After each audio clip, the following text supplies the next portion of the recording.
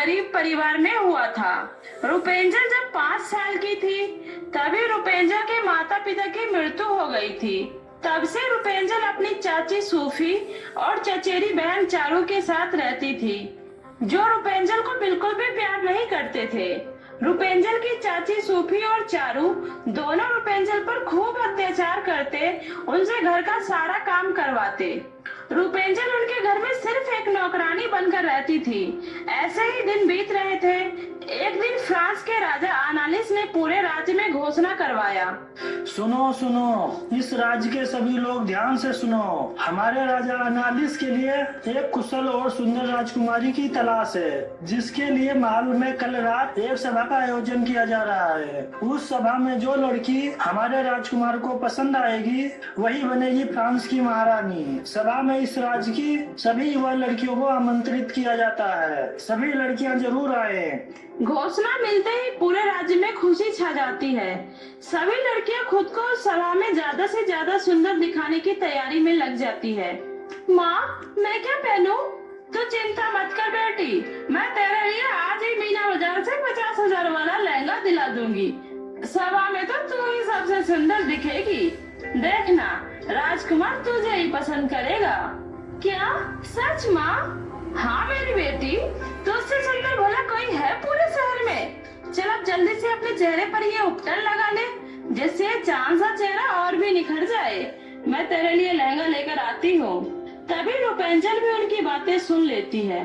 चाची, आप बाजार जा रहे हो तो मेरे लिए भी कोई सस्ती सी फ्रॉक ले लीजिएगा।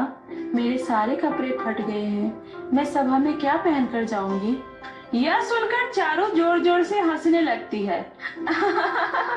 अरे बेवकूफ, राजकुमार को अपने लिए राजकुमारी चाहिए, नौकरानी नहीं, समझी? बड़ी आई सभा में जाने वाली, तेरा वहाँ कोई काम नहीं है। राजकुमार तो तुम जैसी को अपने काम वाली भी न रखे। पर सभा में तो सभी युवा लड़कियों को बुलाया गया है ना? बहुत जवान चलने लग गई है तेरी, लगता है तेरे अकल ठिकाने ही लगाने पड़ेंगे। अरे करम जली, जन्म लेते ही तो सबको खा गई, अब क्या सभा में जाकर राजकुमार की जिंदगी खराब करनी है? तू जैसी मनोज की परछाई से भी लोगों को दूर रहना चाहिए। तूने आज के बाद इस घर के बाहर कदम भी रखे तो मुझसे बुरा कोई नहीं होगा, समझ गई? चाची और चारू से इतना सब कुछ सुनने के बाद रुपेंजल रोते रोते घर के कामों में लग जाती है। ऐसे ही 2 दिन बीत जाता है। चारू आज सुबह से ही बहुत खुश थी, क्योंकि आज रात को उसे सभा में जाना था। चारू लहंगा पहनकर आती है। माँ, मैं कैसी लग रही हूँ? अरे मेरी बेटी तो वही तो राजकुमारी लग रही है, किसी की नजर ना लगे मेरी बेटी का। वो सब तो ठीक है माँ, पर मैं अपने हेयर स्टाइल कैसे करूं? मुझे समझ नहीं आ रहा है। बुरा ना मानो तो चारू, तुम्हारा हेयर स्टाइल मैं बना दूं? मुझे बहुत अच्छे अच्छे हेयर स्टाइल बनाना आता है। हाँ क्यों नहीं, बट सबसे अलग होना चाहिए मेरे हेयर स्टाइल। ठीक है चारू। रुपेंजल चारू के बाल बनाते बनाते एक बार फिर अपनी चाची से बोलती है। चाची प्लीज मुझे भी सभा में ले चलिए ना, मैं घर में अकेली क्या करूंगी? मुझे अकेले घर में बहुत डर लगता है। मैं बस दूर से ही आप सबको देखूंगी, प्लीज चाची। बड़ी ढीठ है, तुझे जब मैंने एक बार मना कर दिया तुझे समझ में नहीं आ रहा? रुक, तेरा सभा में जाने का भूत मैं अभी उतारती हूँ, चल मेरे साथ। और फिर इस तरह चाची रुपेंजल को घसीटते हुए एक अंधेरे कमरे में ले जाकर बंद कर देती है। अब सर यहीं पे, चल बेटी, सभा के लिए देर हो रही है। और फिर दोनों माँ बेटी सभा के लिए निकल जाती है और इधर रुपेंजल अकेले कमरे में अपने माँ बाप को याद करके खूब रोती है। माँ, मुझे अंधेरे से बहुत डर लगता है। माँ, पिताजी, आप लोग मुझे इतनी जल्दी छोड़कर क्यों चले गए? क्या मैं आप लोगों को पसंद नहीं थी? क्या मैं इतनी बुरी हूँ? मुझसे कोई प्यार नहीं करता। चाची तो ऐसा करती है जैसे कि मैं उनकी बहुत बड़ी दुश्मन हूँ। आखिर क्यों माँ, क्यों मेरे साथ इतना बुरा हो रहा है? मेरी क्या गलती है? तभी वहाँ पर एक तेज प्रकाश होता है और एक बहुत ही सुंदर परी वहाँ आती है। रुपेंजल उठो, रो नहीं, मुझे तुम्हारी माँ ने एक संदेशा देकर यहाँ भेजा है। तुम इस दुनिया की सबसे खुशनसीब लड़की हो और जल्दी ही तुम्हारी जिंदगी में बहुत सारी खुशियाँ आने वाली है।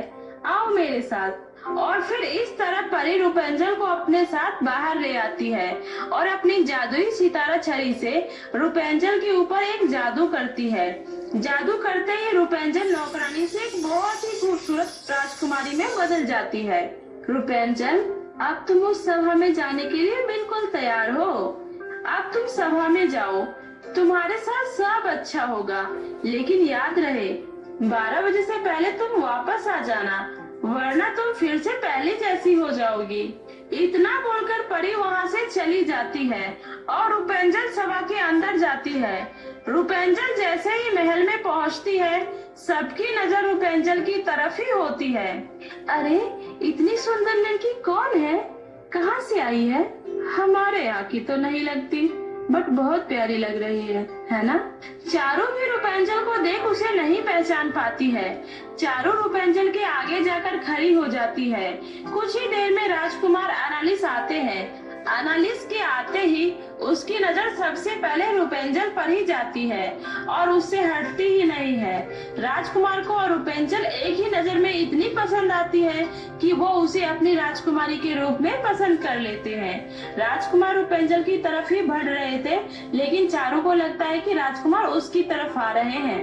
देखा माँ, राजकुमार को मैं पसंद आई हूँ, वो मेरी तरफ ही आ रहे हैं। तभी राजकुमार रूपेंजल से कहते हैं, क्या आप मेरे साथ डांस करोगी? रूपेंजल खुशी से हाँ कर देती है और राजकुमार के साथ डांस करने लगती है। काफी देर डांस करने के बाद रूपेंजल की नजर घड़ी के कांटों पर जाती है। हे भगवान, 12 बजने वाले हैं, मुझे जल्दी ही यहाँ से निकलना होगा। और फिर रूपेंजल राजकुमार का हाथ छुड़ाकर वहाँ से चली जाती है। अरे सुनिए तो, हेलो, ये अपनी सैंडल तो लेते जाइए। लेकिन रूपेंजल मुड़कर पीछे नहीं देखती है और भागते हुए अपने घर की तरफ चली जाती है। इधर राजकुमार रूपेंजल को हर तरफ ढूंढते हैं, लेकिन वह उसे कहीं नहीं मिलती। बस मिलती है तो उसकी एक सैंडल, जो भागते वक्त वहाँ पर छूट गई थी। राजकुमार सभा में उपस्थित सभी लड़कियों को वह सैंडल ट्राई करवाते हैं, पर वह सैंडल किसी के पैरों में फिट नहीं आता है। अगले दिन राजकुमार रूपेंजल के यादों में ही खोया हुआ था। वह उसे भूल ही नहीं पा रहे थे। बार बार उसके दिमाग में रूपेंजल ही आ रही थी। मुझे किसी भी हाल में यह सैंडल वाली लड़की चाहिए। मैं शादी करूंगा तो सिर्फ इसी सैंडल वाली लड़की से। राजकुमार, रात से हम हर जगह इस सैंडल वाली लड़की को ढूंढने की कोशिश कर रहे हैं, पर वह हमें कहीं नहीं मिली। वह मुझे नहीं पता, वह आसमान से तो नहीं आई थी, इसी राज्य से आई थी। जाओ और राज्य का हर एक घर छान मारो, मुझे हर हाल में वही लड़की चाहिए। जो हुक्म महाराज।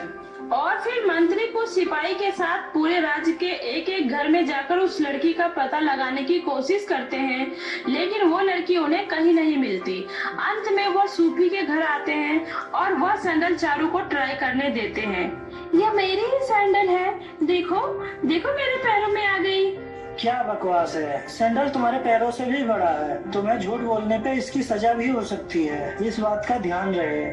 माफ करना, ये मेरा नहीं है। मंत्री निराशा से चारू के घर से जा ही रहे थे, तभी उसकी नजर घर में काम कर रही रूपेंजल पर जाता है। कृपया आप ये सैंडल पहन के दिखा सकती हैं?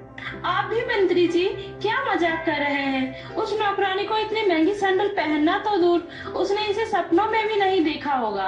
वो उसका हो ही नहीं सकता। जितना कहा जाए उतना ही बोला कीजिए। राजा का हुक्म है, सभी लड़कियों को सैंडल पहना के देखा जाए। आप प्लीज पहनिए इसे। सैंडल पहनते ही रूपेंजल के पैरों में वो सैंडल बिल्कुल फिट आता है।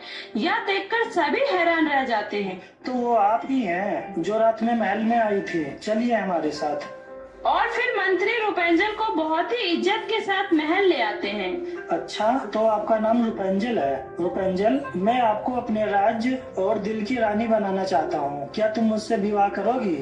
रूपेंजल खुशी खुशी हाँ कर देती है और फिर बहुत ही धूमधाम से रूपेंजल और राजकुमार की शादी हो जाती है और फिर दोनों खुशी खुशी महल में रहने लगते हैं।